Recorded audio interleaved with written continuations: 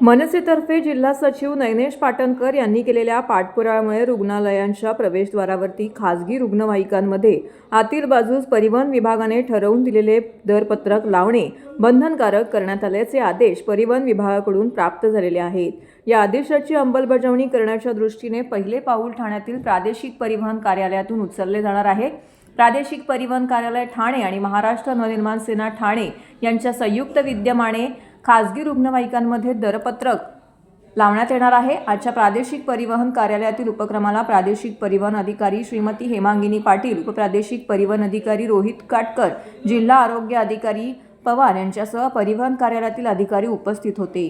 मनसेचे नेते अभिजित पानसे, अविनाश जाधव, जिल्हा सचिव नयनेश पाटणकर, रवींद्र सोनार, सुबोध वैद्य, विभाग अध्यक्ष संदीप साळुंके, वाहतूक जिल्हा अध्यक्ष आशिष डोके, विभाग सचिव संजय भुजबळ, सुरेश भोर, प्रभाग अध्यक्ष मनोज परळीकर, जनार्दन खरिवले यांच्यासह अनेक कार्यकर्ते उपस्थित होते।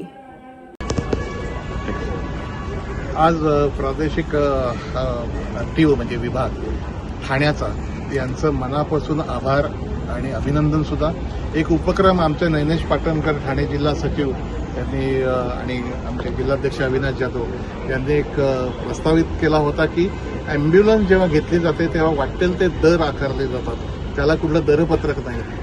कुठलाही पाऊस असेल किंवा काही असेल किंवा एकदम अडचण असेल तर जास्त पैसे मागितले जातात। अशा खूप तक्रारी आपल्याकडे येतात, पण त्यावेळेला पेशंट इतका आजारी असतो ते त्याच्या घरचे त्यावर विचार न करता ते पैसे द्यावे लागतात। याच्यावरती आमच्या नयनेश पाटणकरांनी गेलं वर्षभर अभ्यास करून पूर्ण महाराष्ट्राच्या ॲम्ब्युलन्स सेवेचा अभ्यास करून एक दरपत्रक बनवलं आणि मनापासून मी प्रशासनाचं आणि मॅडमचं आणि सरांचं अभिनंदन करतो, आभार मानतो की एखादी चांगली गोष्ट राजकारण न बघता त्याचा जो लोकांकरता सदुपयोग जर होत असेल तर पहिल्यांदा पुढाकार घेऊन ठाणे आरटीओनी, ठाणे या प्रादेशिक विभागाने हा पुढाकार घेतला आणि तुम्ही जर बघत असाल त्यांच्या अधिपत्याखाली 1000 ॲम्ब्युलन्स आहेत।